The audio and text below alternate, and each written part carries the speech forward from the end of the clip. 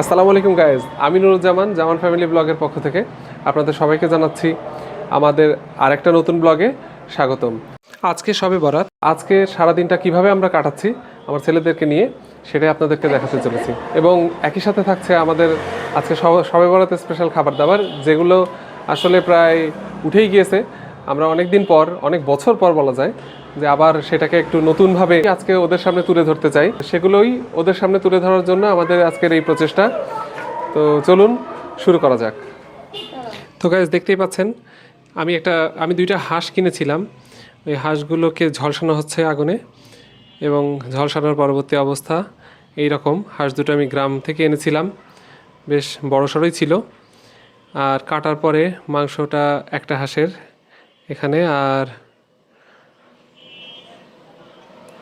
এপাশে আর একটা হাঁসের মাংস, দুইটা আলাদা আলাদা পাত্রে রাখা হয়েছে। মাশাল্লাহ, মাংস বেশ অনেকটাই হয়েছে। আর এটা একটা মুরগিও কিনেছিলাম, সেই মুরগিটার মাংস। গাইজ দেখেন কি অবস্থা, কত বড় সিরিয়াল! আমি যদি এখানে না আসতাম তাহলে তো বুঝতেই পারতাম না যে বাড়িতে বাড়িতে এখনও শবে বরাত পালন হয়। আমি তো ওই যে আটা কোটানোর জন্য এসে তো বিপদেই পড়ে গেছি মনে হচ্ছে। আটা কোটানোর জন্য আমার 3 ছেলেকে আমার সাথে নিয়ে আসছিলাম, কিন্তু ওরা এখানে বোর হচ্ছে। এই জন্য এই মিলের পাশেই একটা মিল আছে, আমাদের এই এলাকার বেশ বড়ই মিলটা। অনেক কাঠের স্টক আছে এখানে। তো মিলের মধ্যে একটু আমার ছেলেরা ঘোরাফেরা করছে, ওরা এটা সেটা দেখছে। আসলে সময়টা পার করার বাহানা মাত্র, আর কিছু না। প্রায় 2 ঘন্টা হয়ে গেল আমরা এখানে এসেছি, আর কত ধৈর্য ধরবে। দেখেন গাইজ, সজনে গাছটাতে কত ফুল ফুটেছে। ফুলগুলো দেখেই বোঝা যাচ্ছে বসন্ত এসে গেছে। আসলে বসন্ত এসে গেছে, আজকে বসন্তের প্রথম দিন। গাইজ, আমাদের বাসাটা শহরের উপকণ্ঠে হওয়াতে আমরা যেমন শহরের ছোঁয়া পাই, আবার প্রকৃতির খুব কাছাকাছি আসারও সুযোগ পাই।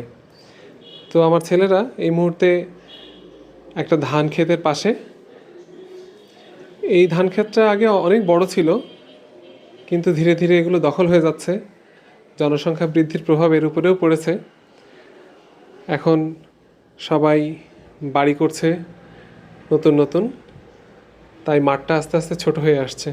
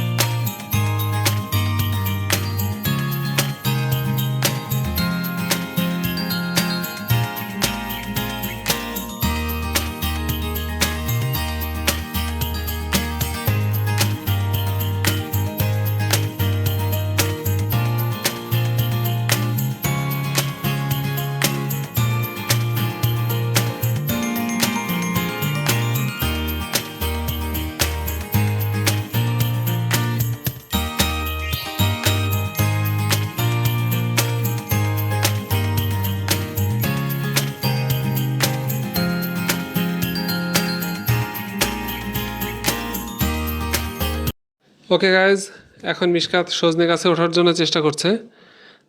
দেখা যাক ও উঠতে পারে কিনা। আসলেও অভ্যস্ত না, তারপরে মোটামুটি উঠেই পড়েছে।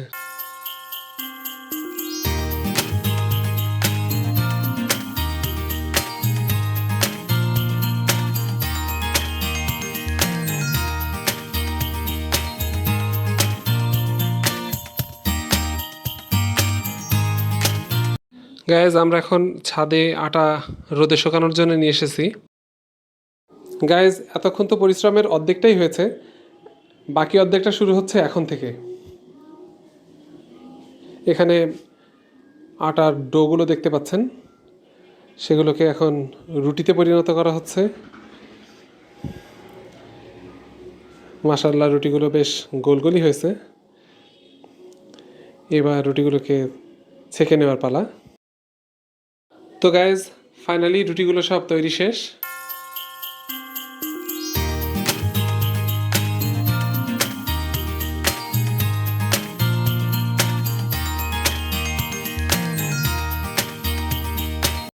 আমার সৈন্যবাহিনী কিছুক্ষণ পরেই এই রুটিগুলোর উপর ঝাঁপিয়ে পড়বে।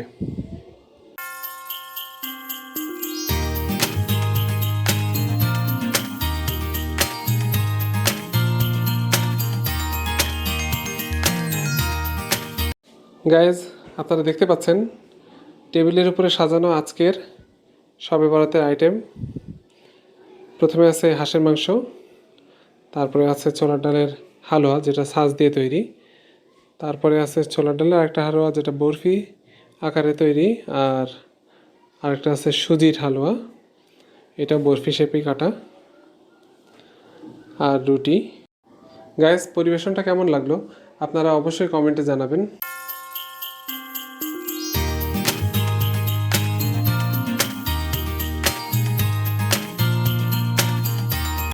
এখন সবাই অনুমতির অপেক্ষায় আছে।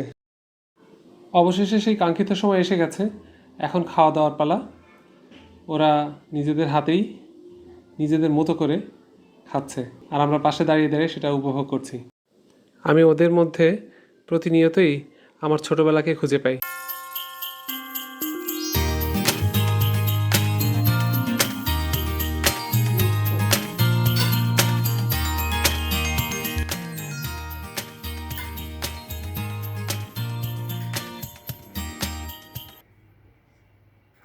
বুঝছো?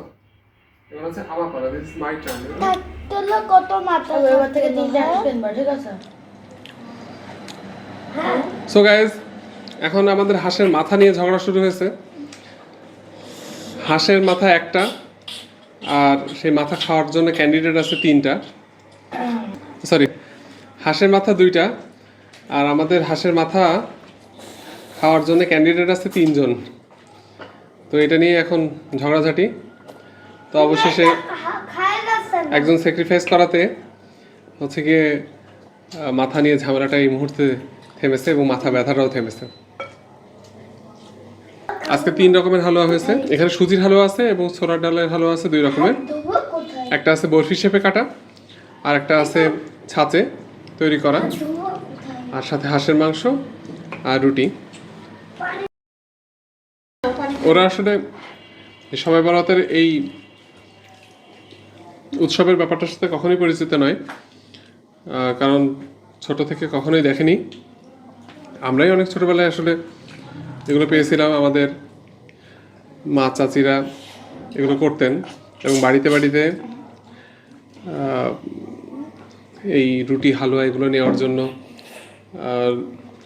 অনেকে আসতেন, গরিব দুঃখীরা আসতেন এবং তাদেরকে বিলিয়ে আমাদের মা চাচিরা অনেক শান্তি পেতেন এবং আমরাও তাদের হাতে হাতে দেওয়াতে একটা আলাদা তৃপ্তি পেতাম। সেই অনুভূতিটা আজ থেকে অনেক বছর আগেই হারিয়ে গেছে। তারপরেও এত বছর পরে এসে আবার সেই পুরোনো দিনের কথা যেন এই হালুয়া রুটির মাঝখান দিয়েই আমার মনে পড়ছে বারবার।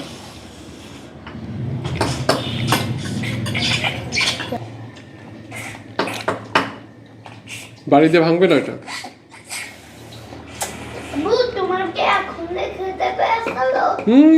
ভীষণ। কি কি রান্না হয়েছে? সো গাইস এই শবে বরাতে আপনাদের বাসায় কি কি রান্না হয়েছিল সেগুলো কমেন্ট করে জানাবেন।